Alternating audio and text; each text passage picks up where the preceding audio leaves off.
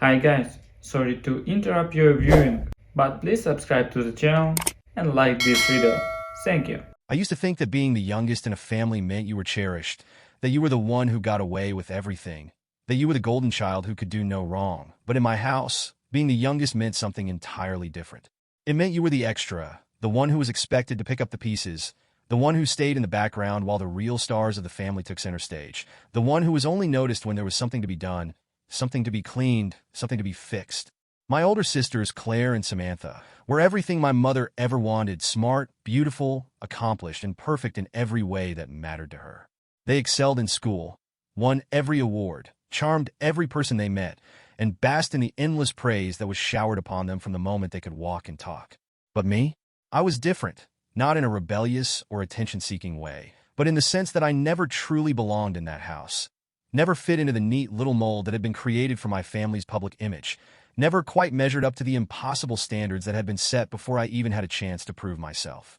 From the time I could reach the kitchen counter, I was given chores that no child should have been responsible for: scrubbing dishes while Claire and Samantha left their plates on the table, folding their laundry while they lounged on the couch watching TV, running to grab them drinks when they snapped their fingers like I was some personal maid instead of their sister.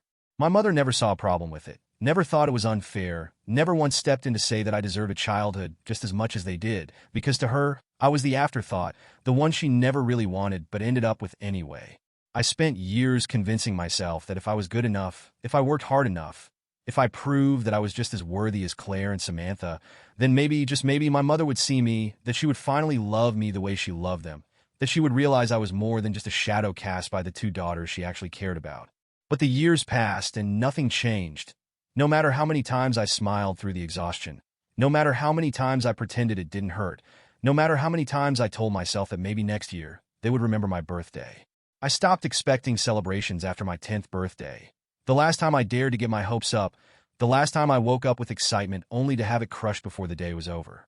That year, I had spent days imagining what it would be like, convinced myself that they were planning something, that maybe the reason they hadn't mentioned it was because they wanted it to be a surprise, that maybe this was the year they would finally act like I mattered. I came downstairs that morning, my heart pounding with anticipation, my stomach filled with nervous excitement, only to find my mother at the kitchen table, sipping coffee and flipping through a magazine like it was any other day. Claire and Samantha were laughing about something, throwing pieces of cereal at each other while ignoring the mess they made. And when I stood there waiting for some acknowledgement, some small moment of recognition, my mother finally glanced up and sighed.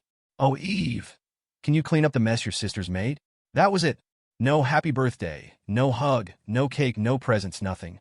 Just another chore, just another reminder that I didn't matter, just another day that they had no problem forgetting. I should have walked away, should have stopped caring right then and there, but instead, I picked up the rag from the counter, wiped the milk off the floor, and swallowed down the lump in my throat because I knew better than to expect anything else. The years passed in the same painful rhythm, a cycle of neglect and obligation, of being needed but never wanted, of being useful but never loved, of existing in the same space as my family but never truly being a part of it. My sisters grew up, became more successful, more beautiful, more admired, while I remained exactly where they left me, stuck in a role I never asked for, trapped in a life that was never really mine. When Claire got married, I was the one who ran errands, picked up flowers, made sure her dress was steamed perfectly, while she and Samantha posed for endless photos, glowing under the attention of everyone around them. When Samantha graduated with honors, I was the one who ironed her gown, polished her shoes, made sure she looked flawless while my mother beamed with pride, acting as though she had raised 2 daughters instead of 3. By the time I was 17, I had learned my place, had accepted the fact that no matter what I did, I would never be enough for them, would never be more than the forgotten child who existed on the edges of their perfect world. And then, just when I thought I had made peace with it, just when I thought I had finally learned to stop expecting anything from them, my phone buzzed with a message that shattered every ounce of patience I had left. "Mom, family dinner tomorrow at 7. Watch the kids while we celebrate." I stared at the screen, rereading the words over and over, feeling something inside me snap, something that had been hanging by a thread for years finally breaking apart. Not "come to dinner," not "we want to see you," not "we miss you." Just another order, another demand, another night of me being shoved into the background while they laughed, toasted, celebrated their lives, and pretended I didn't exist. I don't know what changed in that moment, what switch was flipped, what realization finally settled in my bones, but as I looked at that text, As I imagined myself sitting alone in the corner while they clinked their glasses and talked about their perfect lives, I made a decision. Tomorrow night, at the family dinner, they wouldn't be celebrating. They just didn't know it yet. Growing up, I watched my sisters play the roles they had been assigned with effortless grace, slipping into their perfect little personas the way actresses stepped onto a stage, performing for an audience that never saw the truth beneath the surface. Claire, the eldest, had always been the shining star, the one who did everything right, the golden child who could do no wrong in my mother's eyes, the picture-perfect daughter who followed the script flawlessly. From the moment she stepped into adulthood, she crafted the kind of life that other people envied, curating every moment like an Instagram influencer desperate for validation, creating the illusion of a perfect family, a perfect marriage, a perfect life. But I had seen what was behind the filters, had witnessed the cracks in her carefully constructed image, had watched her children flinch at her touch, had heard the venom in her voice when she thought no one else was listening. To the outside world, Claire was the devoted mother, the one who packed organic lunches, who dressed her children in designer outfits, who threw extravagant birthday parties with pastel balloons and expensive cakes that looked more like art than food. But behind closed doors, she was impatient, resentful, and cruel, snapping at her kids when they didn't obey fast enough, rolling her eyes when they cried, treating them like accessories that were supposed to make her look good rather than human beings who needed love. I had watched her shove a barely touched dinner plate at her 6-year-old daughter, her voice sharp and clipped as she muttered, "I swear, if you get any fatter, I'll put you on a diet." I had seen her slam a door in frustration when her youngest son had spilled juice on her pristine white rug, her breath coming fast and ragged, her hands clenched in a fist as if she were barely holding herself together. She despised the life she had built, hated the obligations that came with being a mother, but she would rather die than let the world see her cracks.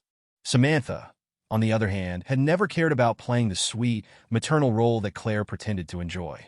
She had always been ruthless, always been calculating, always been the one who looked at people like they were chess pieces rather than human beings, moving them into position, using them for what they could offer, discarding them when they were no longer useful.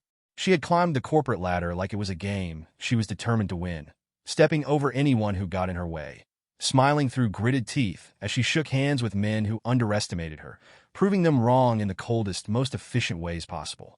But there was nothing beneath the surface, no warmth, no real connection, just an endless hunger for power, control, and dominance, just a never-ending need to be better, to be untouchable, to be feared.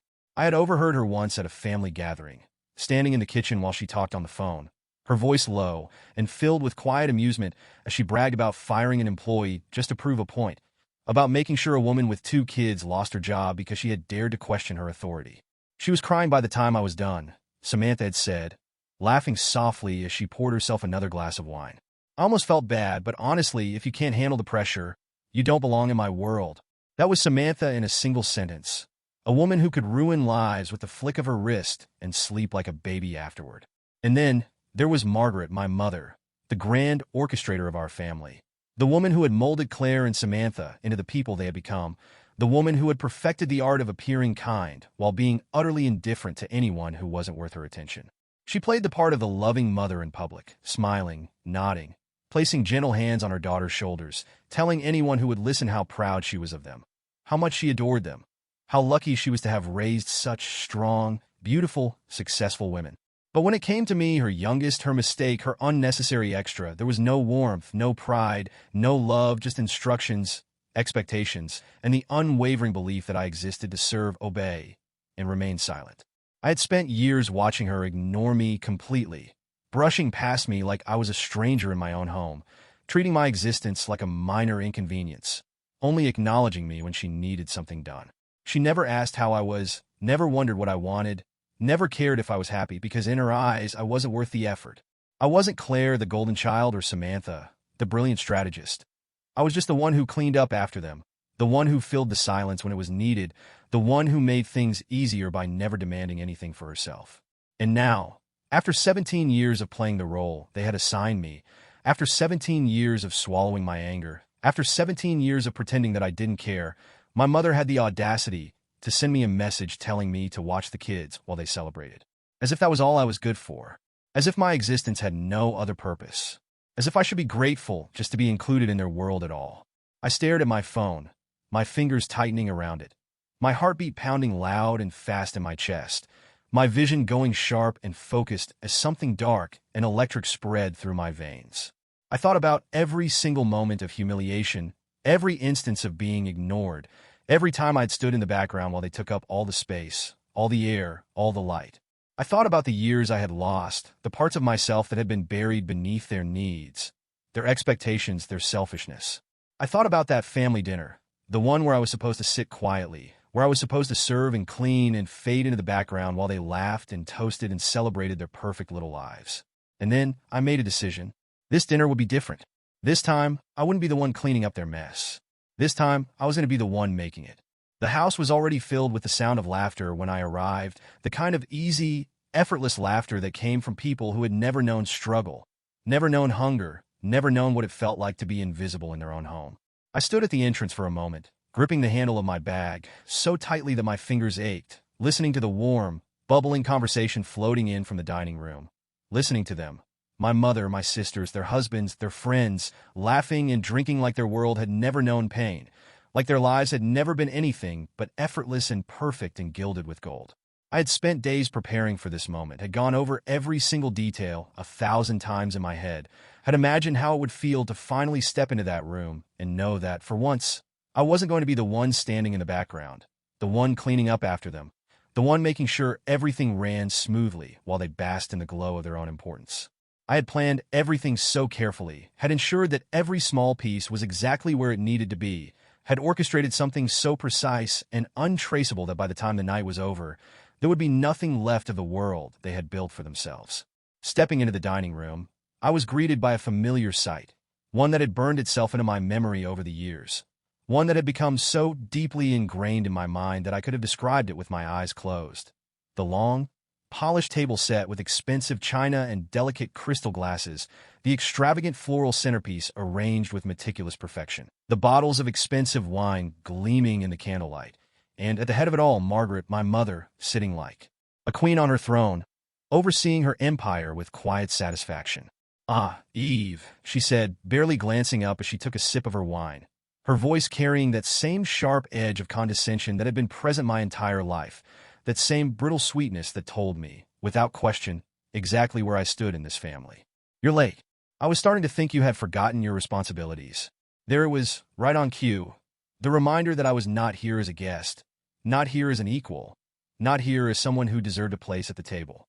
I was here to serve, to clean, to be useful in the only way she had ever deemed me worthy.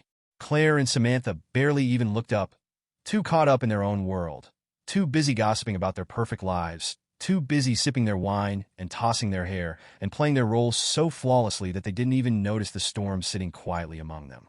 Their husbands laughed loudly at some joke I had missed. Their children sat at a smaller table nearby, stuffing their faces with food they had no appreciation for, and the entire room pulsed with the false warmth of a family that had never been whole to begin with.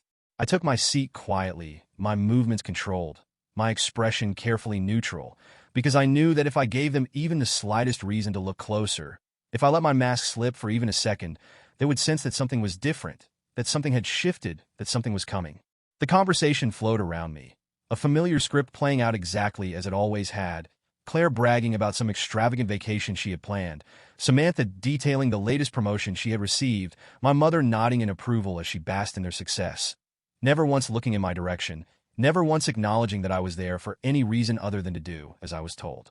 I smiled at all the right moments, nodded when expected, let the evening unfold exactly as it was supposed to.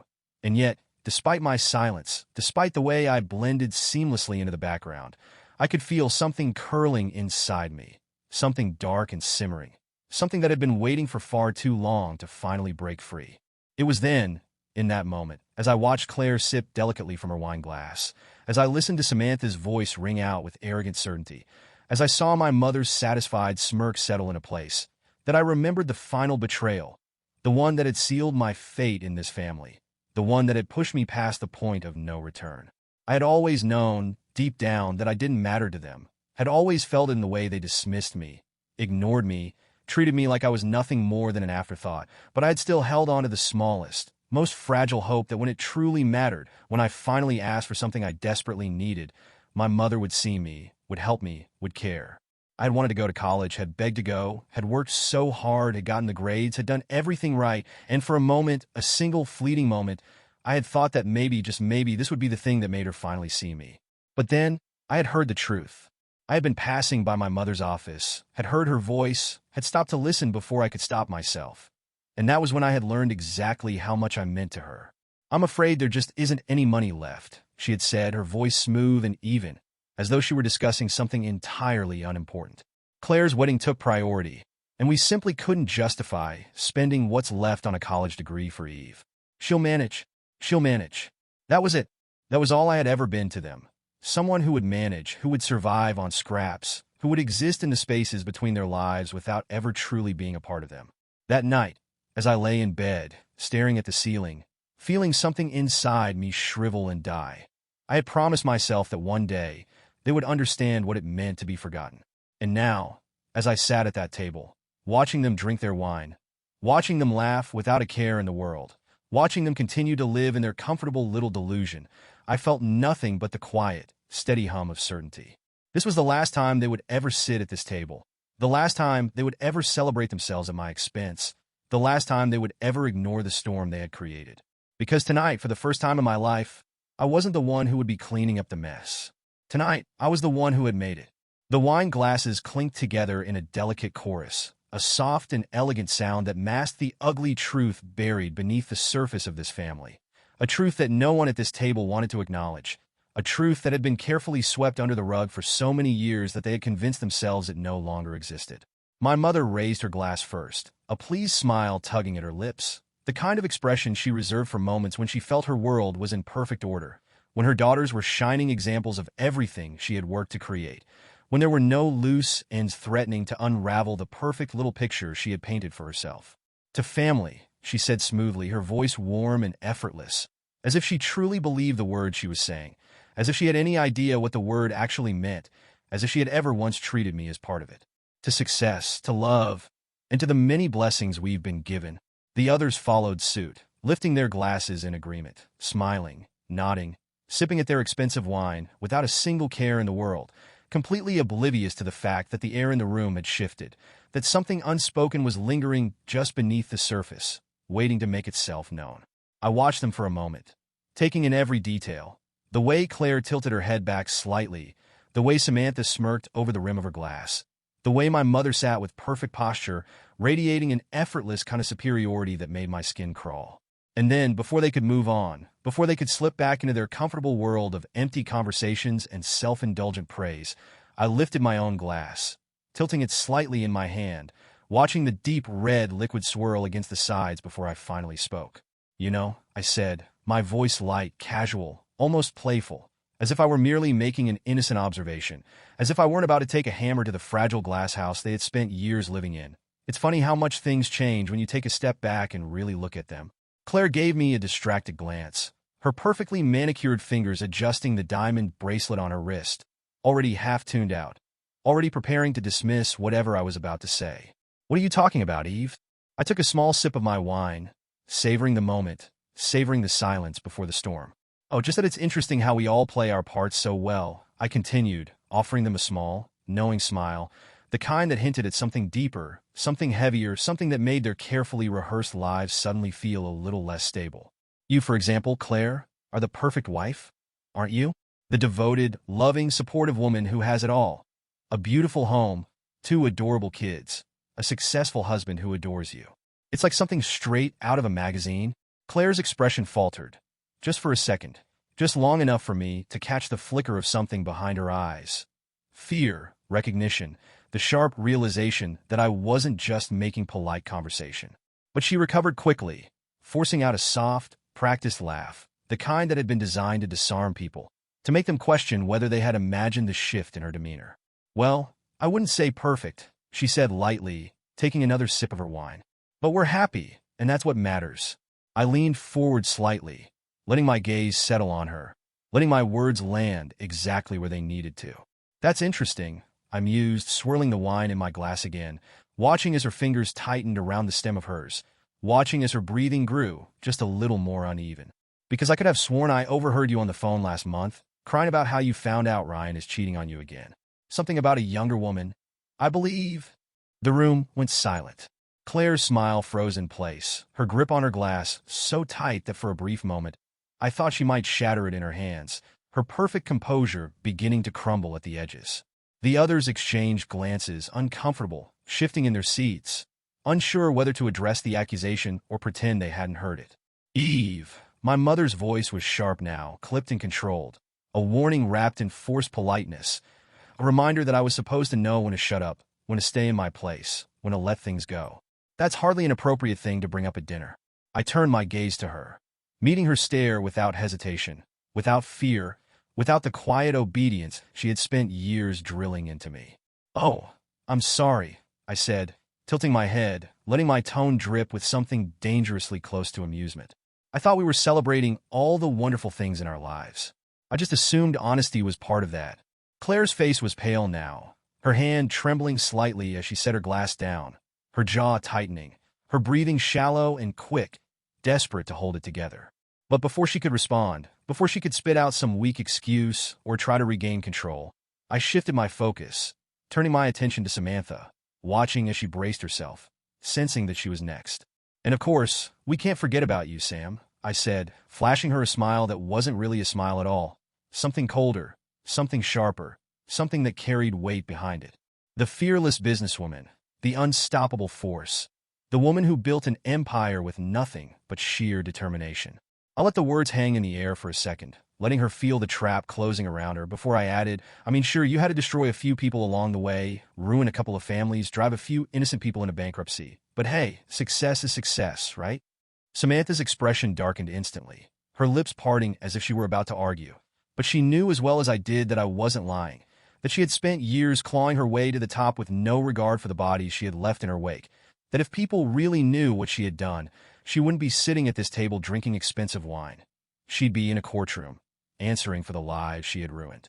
Margaret, however, had had enough. "That's enough, Eve," she snapped, her voice like ice, her mask beginning to slip, revealing the woman beneath. The one who had never once defended me, never once cared, never once given me a seat at this table for any reason other than convenience. "This is not the time or place for this nonsense." I exhaled slowly, setting my glass down carefully, deliberately, feeling the satisfaction of watching them squirm, panic unravel.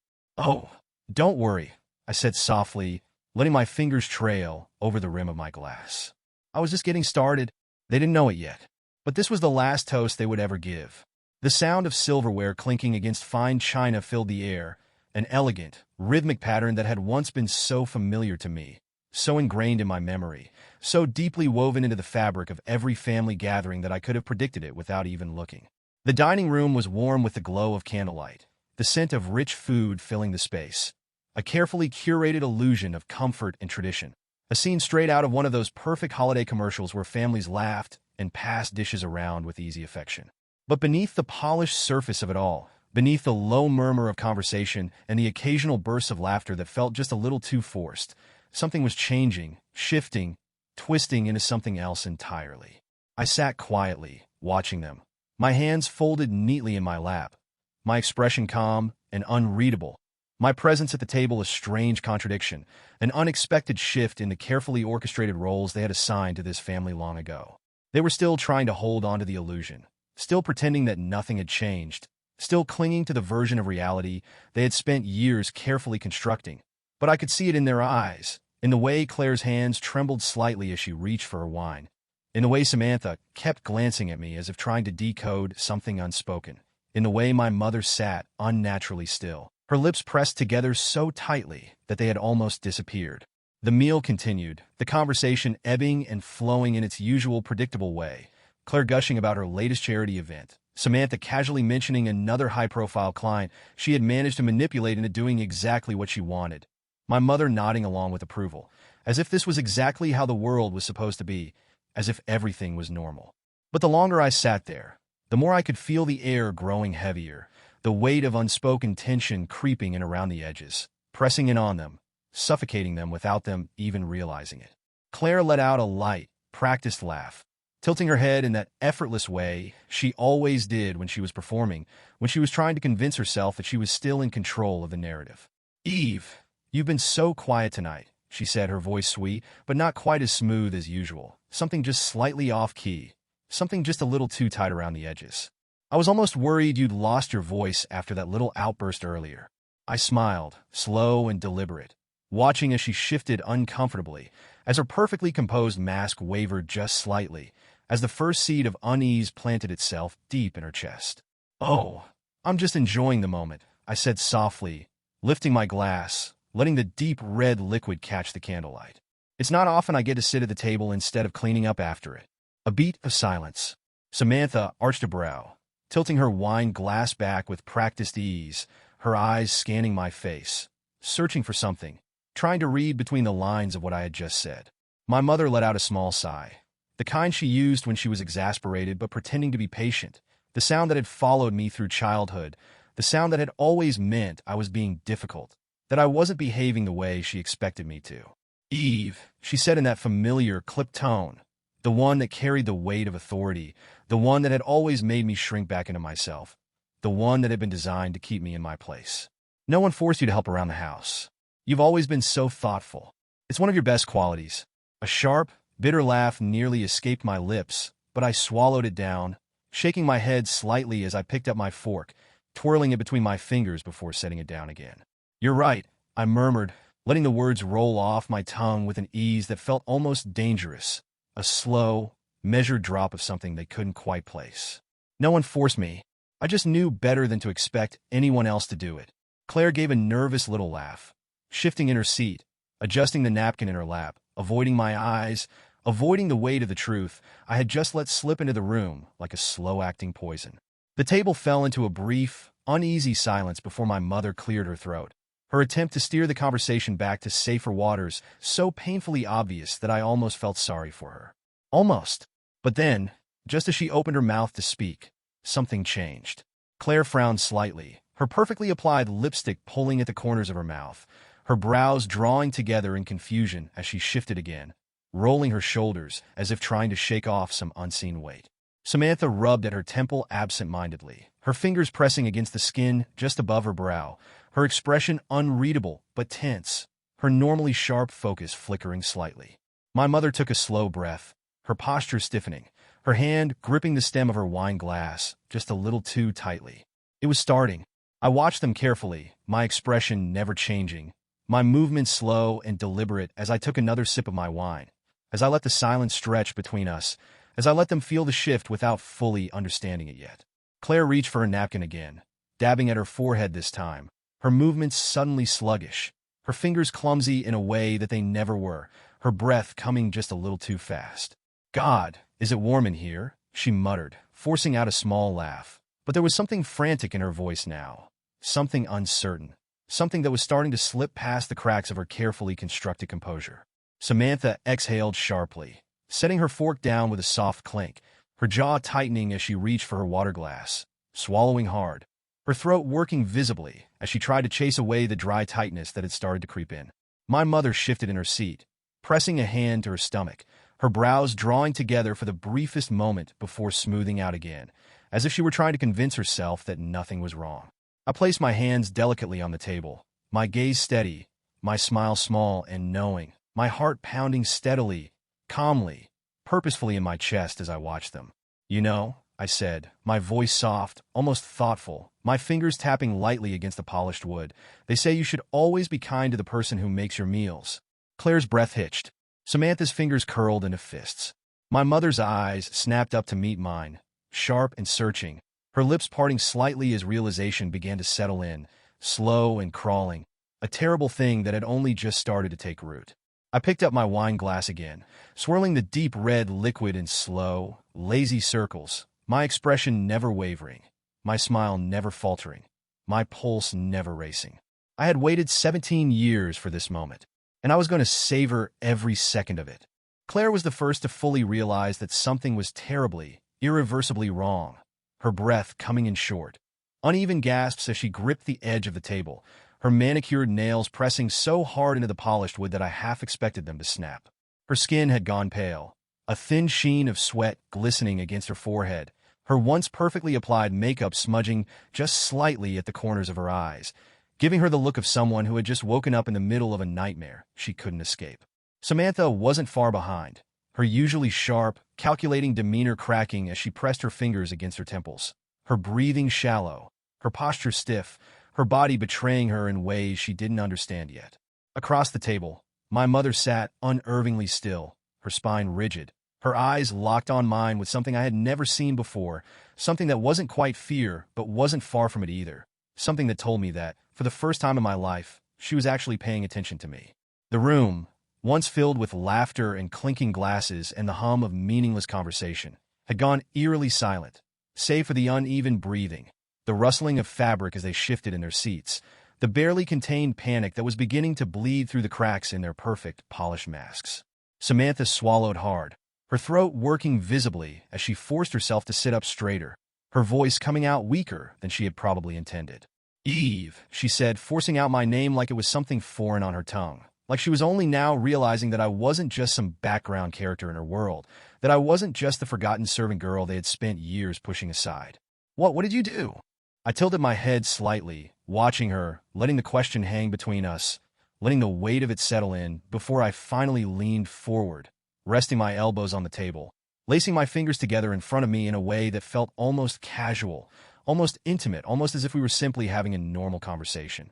"Oh, Samantha," I murmured, letting my voice drip with something dangerously close to amusement, something that made Claire flinch as she wiped at the sweat collecting at her brow. I didn't do anything that wasn't already long overdue. A choked sound came from Claire, something halfway between a gasp and a sob, her breathing growing more erratic, her hands shaking as she tried to steady herself, as she tried to convince herself that this wasn't real, that this wasn't happening, that she wasn't sitting at a table she would never escape from.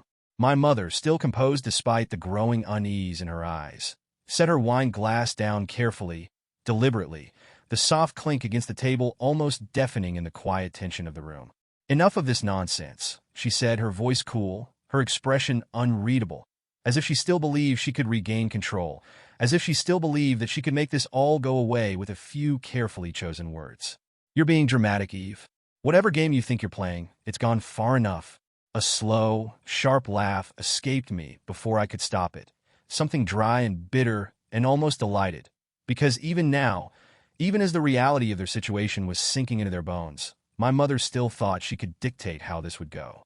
I exhaled softly, shaking my head, feeling something electric pulse through me, something dark and satisfied, something that had been buried deep for so many years that it almost felt foreign to finally let it breathe.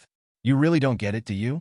I said, my voice quiet, my fingers tapping lightly against the table, the sound rhythmic, steady, the only thing keeping me tethered as I watched them unravel. "You still think this is something you can control? Something you can talk your way out of? Something that's just going to disappear the way you made me disappear all these years?" I let my gaze drift across the table, watching as Claire gripped the arms of her chair like she was trying to anchor herself, as Samantha clenched her jaw so tightly that I could see the tension ripple along the muscle, as my mother finally, let the first hint of fear creep into her expression. Claire let out a ragged breath, her hand pressing against her stomach, her fingers curling slightly, her voice cracking as she whispered, "What's happening to us?" I leaned back slightly, letting the silence stretch, savoring the way they all leaned in just slightly, the way their bodies betrayed them, the way they clung to hope like it was something tangible, something they could still hold on to. "You know," I said, tilting my glass in my hand, watching the deep red liquid swirl against the glass, watching the way their eyes flickered toward it with something close to horrified realization. "I always found it funny how you never once thought about the person who made your meals, never once considered the idea that maybe, just maybe, you should treat the person who handles your food with just a little bit of respect." Claire's breath hitched, Samantha's hands trembled against the tablecloth. My mother's lips parted slightly, her usual sharp retort dying on her tongue as something ugly and raw settled into the room. I smiled, slow and deliberate, setting my glass down with a soft click, folding my hands neatly in my lap as I watched them, waiting, letting the silence wrap around them, letting the weight of 17 years of neglect finally crush them beneath it. "I didn't want to just make you suffer," I said finally, my voice soft, almost gentle, almost kind, in a way that made Claire's entire body shudder. "I wanted you to understand." Samantha let out a strangled sound, her nails digging into the table as she tried to push herself up, only for her knees to buckle, only for her breath to come in short, sharp gasps, only for her body to betray her the way they had all betrayed me. I don't understand, Claire whimpered, her voice so small, so pathetic, so completely unrecognizable from the woman who had spent her entire life towering over me, from the woman who had always been so sure of her place in the world. I exhaled slowly, standing from my seat, letting the chair scrape against the hardwood, watching as their eyes followed me, wide and filled with something they had never directed at me before. Fear. Oh, Claire, I murmured, stepping closer, letting my fingers trail lightly over the back of her chair, letting my breath ghost against her ear as she visibly trembled beneath me. You've never understood anything, have you? My mother opened her mouth to scream, but by then, it was already too late. Samantha was the first to try and fight back, her desperation clawing its way through the pain, her mind scrambling for a way to regain control, to turn the situation into something she could negotiate, manipulate, twist in her favor, because that was all she had ever known: power, leverage, control over people weaker than her. Even as her body betrayed her, even as her breath came in short, ragged gasps, even as a sheen of sweat covered her skin, she still thought she could buy her way out of this, still thought that she could make me bend, still thought that money was the only thing I had ever been missing. Eve, she gasped, her voice raw, strained, filled with something she had never once directed at me before. Fear, vulnerability, uncertainty. Listen to me, we can fix this, we can make this right, you don't have to do this, you don't have to throw everything away like this. She forced a weak smile, the edges of her lips twitching, her fingers gripping the table as she struggled to sit up straighter, forcing herself into a position of power, even when she had none left. I can get you money, real money, more than you've ever had in your life, enough to get away from all of this, enough to start over, enough to never have to think about us again. She exhaled sharply, swallowing back the wave of nausea that was rising in her throat, blinking rapidly, as if trying to force herself back into control, back into a world where she still held all the cards. I know people, Eve, people who can make things disappear, who can make problems go away. If you just stop now, if you just tell me what you want, I can make it happen for you. You want a new life? Done. You want to disappear? Done. You want. She faltered for just a second, her breath hitching as another wave of sickness hit her, her hands trembling as she clutched the edge of the table. You want revenge? Her voice dropped lower, as if she were speaking to someone she finally understood, as if she thought she could still reach me, as if she thought she could make a deal with the devil. I can give you that too. I tilted my head slightly, watching her, letting her words sink into the air between us, letting the weight of her bargain settle before I exhaled softly, shaking my head, offering her a small, almost pitying smile. Samantha, I murmured, letting her name roll off my tongue like a final verdict, like something inevitable, like something that couldn't be undone. You still think this is about money, don't you? I let the silence stretch between us, let her see the absolute certainty in my eyes, let her understand, truly and completely, that there was no version of this story where she walked away, no version of this night where she won. If all I wanted was a fresh start, I would have taken one a long time ago. Claire, meanwhile, was crumbling before my eyes, her once perfect composure shattered beyond repair, her breathing ragged, her hands shaking so violently that she could barely lift them from her lap. The sharp, selfish edge that had always defined her had broken down into something raw, something ugly, something entirely unrecognizable. And for the first time in my life, I saw a genuine emotion on her face. Not the rehearsed, camera-ready version of herself that she showed to the world, not the shallow, performative concern she occasionally threw my way, but something real, something so deeply afraid and desperate that she could no longer pretend it wasn't there. She let out a choked sob, her shoulders shaking, her body folding in on itself as she finally broke down completely, her hands gripping the sides of her chair as if she were trying to keep herself from falling apart entirely. I didn't know, she whimpered, shaking her head, her voice barely above a whisper, small, fragile, helpless in a way she had never been before. I didn't know, I never thought, I never realized. She gasped for breath, her words dissolving into sobs, her entire body trembling as the weight of everything she had done, everything she had ignored, everything she had allowed to happen finally crashed down on her all at once. Eve, please, she whispered, her voice breaking completely, her tear-filled eyes locking onto mine with a kind of desperation I had only ever seen in my own reflection. I'm sorry, I'm so sorry. I didn't know it was this bad. I didn't know I was hurting you. I swear to God, I didn't know.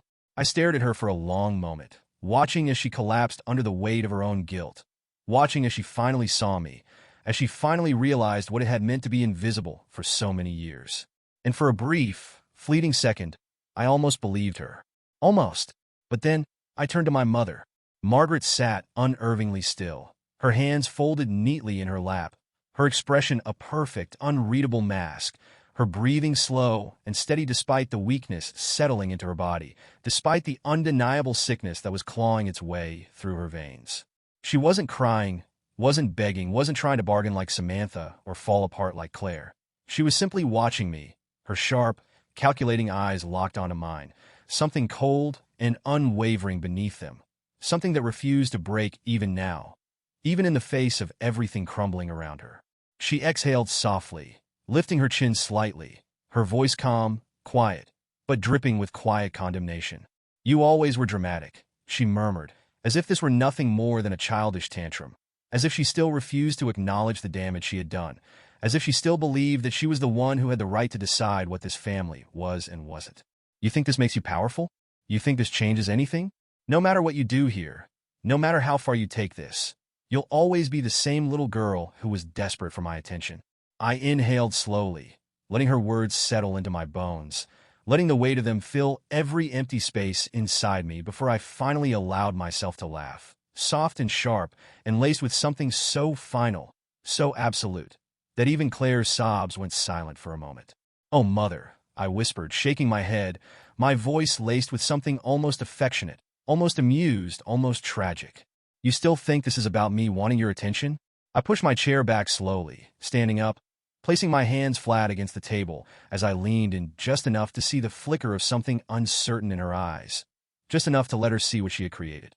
"You have two choices," I said simply, my voice steady, unwavering, as I let my gaze drift across the table, watching as their bodies fought against them, as the weight of my decision settled into their lungs, into their veins, into the very marrow of their bones. "You can confess everything, every secret, every lie, every ugly little thing you've done to build the perfect life you're so desperate to hold on to." I let the words sink in, let them understand exactly what I was saying, exactly what that meant. Or you can fade away quietly, knowing that, for once in your life, you won't get to decide how this story ends. Silence. Samantha's breath hitched. Claire let out another choked sob. My mother simply stared at me, her mask finally cracking. And as I watched them, as I let them struggle with the weight of a decision they were never meant to win, I realized something. It didn't really matter. The room felt heavier than it ever had before, the weight of the silence pressing down on everything, suffocating, thick, almost tangible, as if the very air had congealed into something slow and unrelenting, something that refused to let them breathe the way they had once breathed so freely. The candlelight flickered against their pale, sweat-drenched faces, their once proud postures now slumped, their bodies failing them in ways they couldn't comprehend, in ways they had never imagined possible, in ways they had never even considered because they had never once thought that they could be powerless. I watched them from across the table, my hands resting lightly against the polished wood, my fingers tracing absent patterns against the surface as I let the moment stretch, unravel, settle into something irreversible. Samantha, who had spent her entire life believing that she could manipulate, negotiate, dominate, was now barely able to keep her eyes open, her body betraying her more with every passing second, her once formidable presence reduced to a trembling, shaking, struggling thing that no longer belonged to her. Claire, who had built her entire identity around perfection, around appearances, around control over every little detail, was falling apart at the seams, her shallow breaths coming faster, her hands pressing against her chest as if she could somehow force the panic back inside, as if she could undo whatever had already begun to consume her.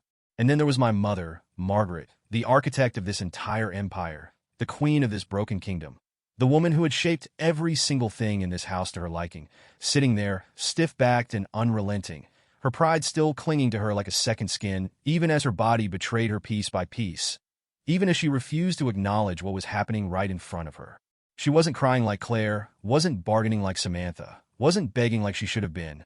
She was simply watching me, her sharp, dark eyes locked onto mine with something that wasn't quite anger, wasn't quite fear, wasn't quite understanding. It was something else, something colder, something I almost admired because it was the same quiet resolve I had carried in my own bones for 17 years. Even now, even here, Even as she teetered on the edge of something she couldn't come back from, she was still trying to win.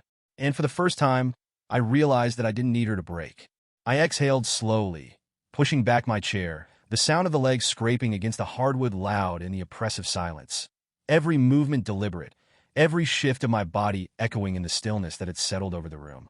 Claire whimpered softly at the sound, the tiniest, most pitiful noise I had ever heard from her, a sound that would have once made me feel small, insignificant, forgotten, but now only solidified everything I already knew.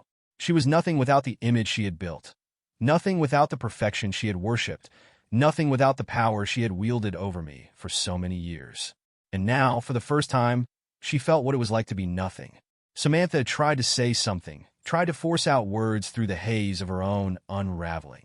But whatever she had been reaching for, whatever final attempt at control she had been about to make, never made it past her lips. Instead, she slumped back slightly, her body sinking into the chair, her once bright, predatory eyes dulling, her breath ragged, her strength dwindling, her power, the only thing she had ever truly cared about, slipping through her fingers faster than she could grasp it. And my mother? She was still staring at me, still refusing to give me the satisfaction of seeing her break, still holding on to whatever last shred of defiance she could, even as her fingers twitched slightly, even as her lips parted like she was about to speak, even as she realized, for the first time in her entire life, that she had nothing left to say. I let the silence hang there, let them feel it, let them understand that no matter what they said, no matter what they did, no matter how they tried to rewrite this moment, they were already lost. I turned toward the doorway, my steps slow, measured, deliberate, the weight of my decision pressing into my spine, settling into my skin like something permanent, something I would never shed, something that I would carry with me for the rest of my life. Behind me, I could hear Claire's ragged breathing, could hear the soft, wet sound of her tears hitting the tablecloth, could hear the quiet, barely there whispers of Samantha still trying to figure out a way out of this, could hear the steady, controlled inhalations of my mother refusing to let go. I could feel them watching me, could feel the unspoken questions hanging in the air, could feel the weight of what came next pressing down on the space between us. Would I let them suffer until the very end? Would I walk away and leave them in their misery, leave them to deal with the consequences of their own self-destruction? Would I allow them to truly understand what it felt like to be powerless, to be forgotten, to be nothing? I reached the doorway, pausing for just a second, just long enough to let the moment stretch a little further, just long enough to let them sit in their own fear, their own uncertainty, their own fragile, breaking mortality. And then, finally, I spoke, my voice quiet, soft, final. This was never about revenge, I murmured, tilting my head slightly, my eyes still fixed on the darkness ahead, my lips curling into something that wasn't quite a smile, wasn't quite a smirk, wasn't quite anything they could place. This was about making sure you never forget me again. I stepped forward, letting the shadows swallow me whole, letting the house behind me shrink into the distance, letting the weight of 17 years of silence fall away with every step I took. And as I disappeared into the night, the only sound left in that house, the only sound that would ever matter, was the soft, sharp gasp that echoed in the darkness. One final, broken breath before the screen faded to black.